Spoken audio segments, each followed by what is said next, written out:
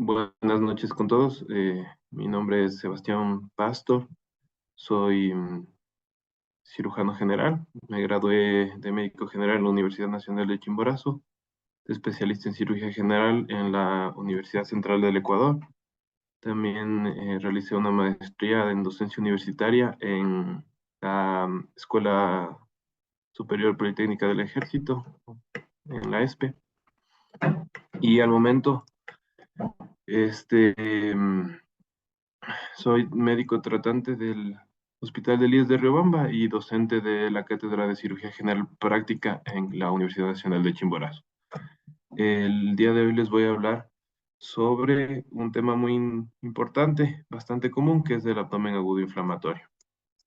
Bueno, estas son estadísticas del hace 2 y 3 años respectivamente, sobre la colelitiasis y la apendicitis aguda.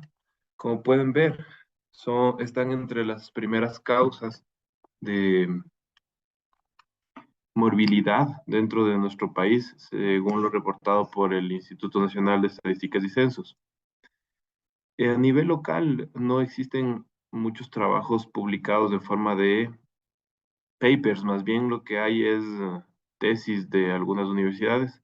Así que he traído a colación algunos títulos como abdomen agudo que complica el diagnóstico médico en un hospital de Riobamba, eh, complicaciones en el embarazo por apendicitis aguda o complicaciones del abdomen agudo quirúrgico. Y entre estos casos tenemos algunos datos interesantes como que el 31% tiene un diagnóstico errado o que hay más del 90% de complicaciones ginecostétricas en casos de apendicitis aguda durante el embarazo. O, por ejemplo, que 26,5% de complicaciones se presentan en nuestro medio con apendicitis no complicada en el 57%, colicitis en el 23%. Es decir, que este tema o este capítulo en especial, a pesar de ser muy frecuente, puede llevar a ciertas complicaciones. Entonces, la idea es un poco saber eh, o preguntarnos, más bien dicho, si es que estamos tomando las mejores decisiones para el diagnóstico y tratamiento de estos pacientes. La apendicitis aguda como tal es una enfermedad ya bastante conocida que fue descrita ya hace más de 150 años y es una causa muy común de abdomen agudo inflamatorio. Entonces, por ejemplo, ante este cuadro clínico de una paciente joven con un dolor de ya 56 horas, con una migración del dolor hacia la fosa ilíaca derecha y síntomas acompañantes, en donde tenemos signos apendiculares como Magulne, Bloomberg, Dunphy, entonces vienen interrogantes, ¿no? Y bueno, y otro dato que fue hace 3 días, vienen interrogantes como, por ejemplo, ¿le debo o no debo darle analgesia a esta paciente? ¿Inicio antibiótico? ¿Necesito algún examen de imagen? ¿Puedo utilizar tratamiento no operatorio o cirugía? Y si es que decido cirugía, ¿qué tipo de cirugía debo realizar? Entonces, el cuadro, estamos claros que pertenecería a un abdomen agudo inflamatorio, probablemente una apendicitis, pero ¿qué de esto debo hacer o qué de esto, mm, según la evidencia, qué decisiones debería tomar frente a esta paciente? Entonces, bueno, primero que hay varios scores diagnósticos y esto es algo importante, sobre todo para los médicos generales o médicos residentes tal vez, incluso para los internos cuando están en formación.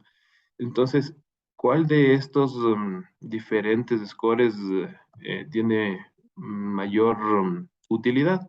El Alvarado, que el acrónimo es Mantrel, sobre 10, entonces nosotros vemos que tiene una sensibilidad y una especificidad altas, ¿no? Por ejemplo, el AIR puede ser muy útil en apéndices agudas complicados o también para hacer triaje imagenológico, es decir, si es que tenemos un AIR alto, pues probablemente ya no necesite imagen, pero si tenemos un AIR, digamos, moderado o bajo, entonces deberíamos hacer un examen de imagen. Y miren que la sensibilidad también es alta del 97%. Tenemos otros scores más que pueden ser útiles en diferentes situaciones, ¿no? Como en pacientes asiáticos, en el embarazo que fue hecho el Ribasa y ha sido traspolado a otras realidades. Por ejemplo, este otro score del Íntula puede ser útil cuando tenemos recursos limitados porque no utiliza ni laboratorio ni imagen, sino solamente algunas variables clínicas. Entonces, de acuerdo a eso, pues podríamos nosotros ver cuál es el mejor score y hay otros como por ejemplo el score de severidad de sepsis en pacientes con infecciones intraabdominales complicadas. Todos tienen su utilidad dependiendo del paciente, ¿no?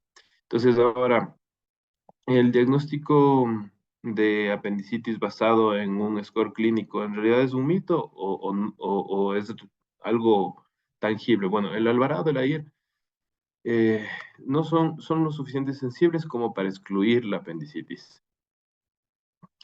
Identifican con precisión a los pacientes de bajo riesgo, disminuyen la necesidad de exámenes de imágenes y en pacientes, o sea, se hace pacientes se debería realizar o no imagen en pacientes con alta probabilidad de apendicitis.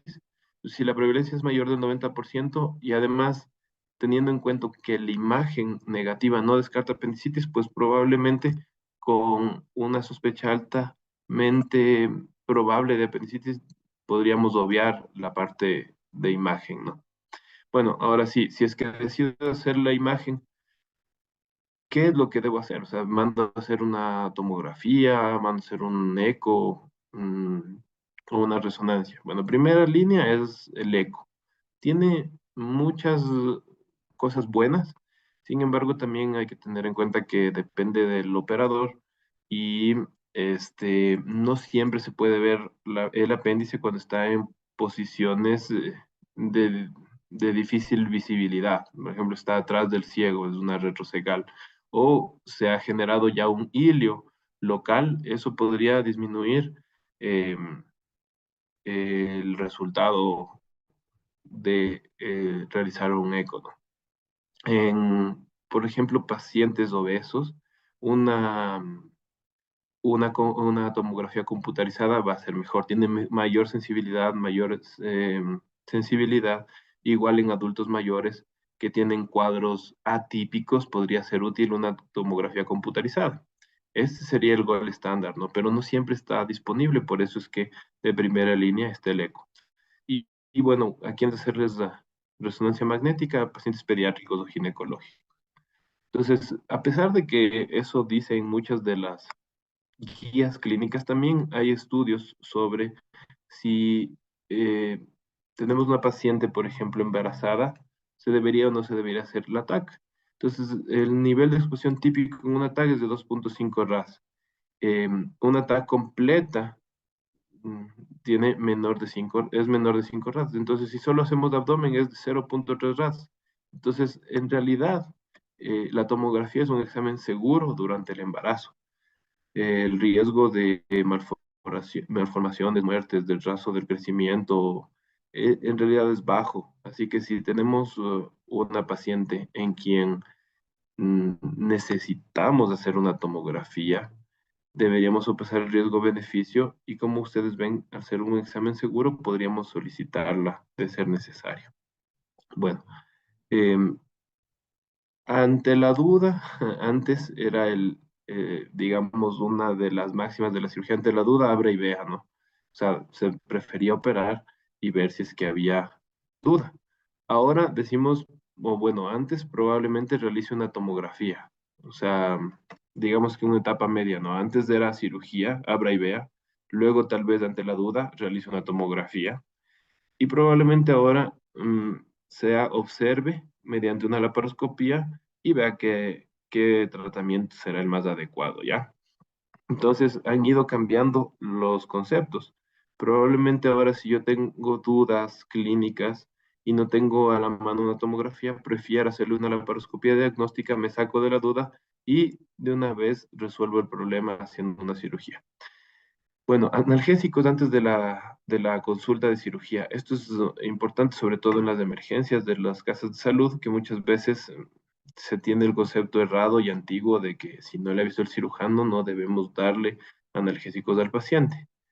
En realidad hay muchísimos estudios que demuestran que esto no es así, que el uso de analgésicos antes de la consulta está totalmente aceptado o no disminuye los diagnósticos ni retrasa tampoco el diagnóstico, tampoco aumenta los días de estancia y tampoco aumenta los rangos de apendicitis complicadas o perforadas. Entonces, en realidad, eh, al paciente con apendicitis, pues es necesario quitarle el dolor, ¿no? Esa es la principal causa de consulta, así que se debe utilizar analgésicos. Eh, el uso de opiáceos, por ejemplo, en pacientes con dolor abdominal agudo, ¿incrementa el riesgo de diagnóstico? ¿Sí o no? Por ejemplo,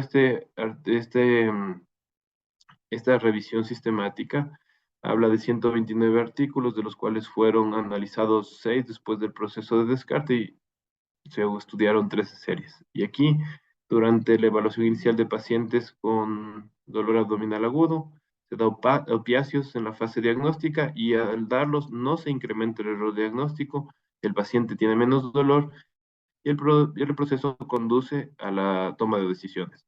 Incluso en pacientes que tienen un dolor extremadamente intenso, no se suele ni siquiera dejar revisar por el médico, hacer el examen físico debido al dolor que tienen. Entonces, incluso dando analgésicos, en este caso opiáceos, podríamos disminuir el dolor, permitir que el examen físico sea más confortable para el paciente y llegar al diagnóstico eh, de mejor manera, ¿ya? El tratamiento no operatorio tiene bajas tasas de complicaciones, sin embargo, aumenta la estancia hospitalaria, tiene una mayor escala de EVA comparado a los 30 días. Y bueno, sí hay algunos procedimientos que no son operatorios, pero que pueden ayudar en ciertas ocasiones, como el drenaje percutáneo, que disminuye la hemorragia, las fístulas, las infecciones de sitio operatorio, el hilio, las adherencias. Ahora, ¿cuál es el otro lado? No, la cirugía tiene mayor eficacia de tratamiento, menor estancia hospitalaria y mejora la calidad de vida.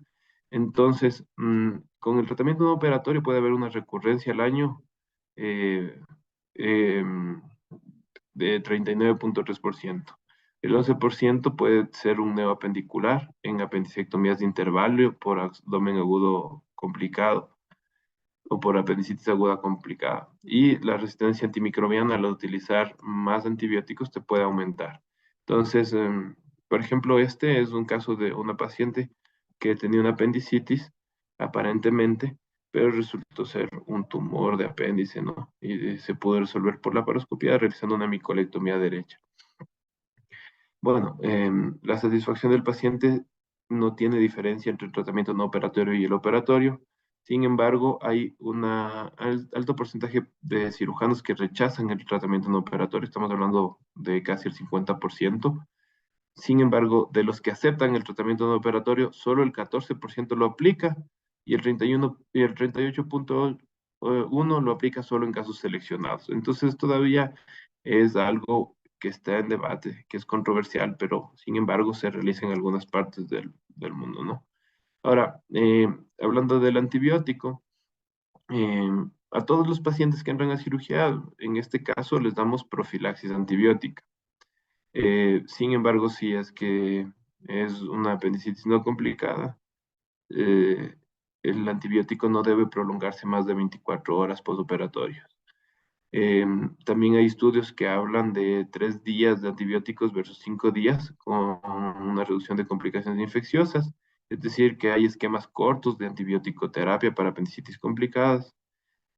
Bueno, el antibiograma es necesario para elegir el antibiótico que tenga un mejor espectro a nivel local y el inicio precoz disminuye el riesgo de sepsis. A todos los pacientes, por ejemplo, que se decida la cirugía, muchas veces está ocupado el quirófano, tienen que esperar un tiempo prudencial hasta poder operar al paciente y mientras tanto sí ya debemos iniciar pues el antibiótico, ¿no? Bueno, esta es una apendicectomía, se está haciendo un lazo en la base y al final se pone un hemolock. Bueno, ahora, ¿cuál es la diferencia entre abierta y laparoscópica?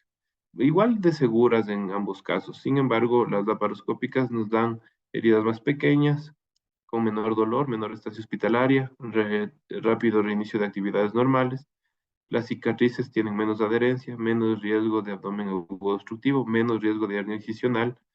Y en cuanto a infecciones de sitio operatorio, las infecciones son más frecuentes en las abiertas que en las laparoscópicas.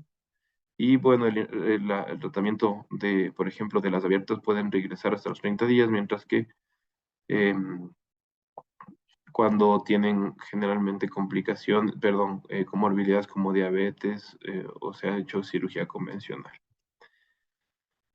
Muy bien, ahora, ¿cómo clasificar la apendicectomía, perdón, la apendicitis y la utilización de antibióticos? El 14% con apéndices inflamados, hablando de antibióticos postoperatorios, ¿no? El 44% utiliza antibióticos cuando son casos de supuración, o sea, fase 2, fase 3, 75% y el 97% en fase 4, ¿no? Ahora, sin embargo, hay una baja concordancia sobre el uso de antibióticos en el postquirúrgico, ya que el 59% de los cirujanos prescriben antibióticos después de la apendicectomía no gangrenosa o no perforada, a pesar de la falta de evidencia para esta práctica. Es decir, que se sigue dando antibióticos en apendicitis no complicadas, cuando no debería ser así. Ya se dio la profilaxis, se quitó el foco infeccioso, que en este caso es del apéndice, y si no fue complicada, pues no necesita un tratamiento con horario antibiótico, ¿no? Me refiero. Muy bien, ahora, la utilidad de la laparoscopia diagnóstica, por ejemplo, se da en mujeres, por ejemplo, jóvenes que tienen dolor abdominal en el hemiabdomen inferior. También puede ser útil en ancianos que tengan poca sintomatología en la historia clínica o un alto índice de rendimiento terapéutico en muchos casos. Claro, si encontramos el apéndice está inflamado, podemos realizar de una vez la cirugía y reduce las laparotomías blancas. Tiene un elevado índice de seguridad. En el primer video de la derecha estamos viendo un síndrome adherencial, donde se entró por un dolor abdominal y lo que tenía el paciente pues eran adherencias, ¿no? En el video de abajo de la izquierda estamos viendo una apendicitis, que es una inflamación, una apendicitis es una inflamación de un apéndice diploico que puede simular el cuadro clínico de una apendicitis aguda, ¿no? Y en la parte inferior de la derecha estamos viendo un quiste ovárico que pues también puede ser causa de dolor abdominal y se puede confundir con una apendicitis aguda. Y como ven, las diferentes patologías pueden ser tratadas mediante la misma laparoscopía. Entonces, es muy útil la laparoscopía cuando hay duda diagnóstica. Y si fuera apendicitis, pues también se puede tratar así, ¿no? Entonces, este artículo habla de la laparoscopía versus la apendicectomía abierta en apendicitis complicada. Esto es también un tema de debate, ¿no? Porque muchos médicos todavía se tiene la idea de que si es que está complicada, pues se debe preferir la abierta. Cuando la evidencia científica pues nos muestra que eh, hay ventajas de hacer la laparoscopia, incluso en pacientes complicados, como por ejemplo que la estancia hospitalaria disminuye con los pacientes que son sometidos a la laparoscopia, que también tenemos menos riesgos de lesiones superficiales y de órgano espacio. Entonces, en casos de apendicitis complicada, la disectomía laparoscópica es superior en términos de eh, infecciones de herida superficial y profunda. Miren que en la parte inferior izquierda estamos viendo un apéndice totalmente este, gangrenosa, ¿no? Tenía una perforación, estaba formando un plastrón y se puede resolver mediante la laparoscopia. Estamos utilizando ahí un bipolar para disecar el apéndice que está totalmente necrótico. Y en la parte superior derecha, por ejemplo, estamos viendo un absceso producto de una apendicitis complicada Y por ejemplo, con la laparoscopía estamos drenando este absceso.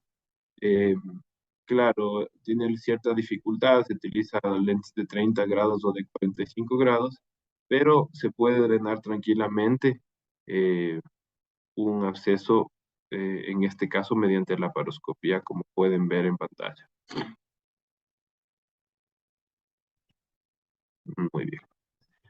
En el embarazo también hay que tomar en cuenta que la laparoscopía tiene una ventaja, ¿no? Por ejemplo, ahí estamos viendo un útero gestante y en este paciente, por ejemplo, bueno, la apendicitis es una emergencia quirúrgica no obstétrica muy frecuente. Se da de 1 en 500 a 635 embarazos. Uno de cada 635 mujeres embarazadas requiere cirugía. La pérdida fetal puede oscilar entre el 3 al 5% en pacientes sin perforación, sin embargo, en aquellas con perforación puede llegar al 36%. Entonces, bueno, es necesario, de hecho, realizar un diagnóstico oportuno, pero una vez realizado el diagnóstico, la laparoscopía sí puede jugar un papel importante, ¿no? Entonces, aquí estamos viendo la laparoscopía de una paciente con un embarazo, se ve el útero que está gestante y se puede hacer tranquilamente una laparoscopía y una apendicectomía de ser el caso, ¿ya? Bueno, la lab sería estándar en la atención, es segura en cualquier momento del embarazo. Claro, se trabaja con menos presión. La posición se puede utilizar una lateral izquierda para ayudar a que no haya una compresión hepática. eh, Siempre con el trabajo en equipo con el ginecólogo y no hay diferencia entre el riesgo de pérdida fetal. Como pueden ver, la laparoscopía es muy útil para resolver estos casos de abdomen agudo inflamatorio y hay que romper todos estos mitos de no dar analgésico o esperar para iniciar el antibiótico, ya que son infundados. Eh, Hay mucha evidencia científica nueva que pueden hacer que nuestras decisiones eh, sean mejores, ¿no? Podamos mejorar la atención a los pacientes con esta patología. Eso es, muchas gracias y no sé si tienen alguna pregunta.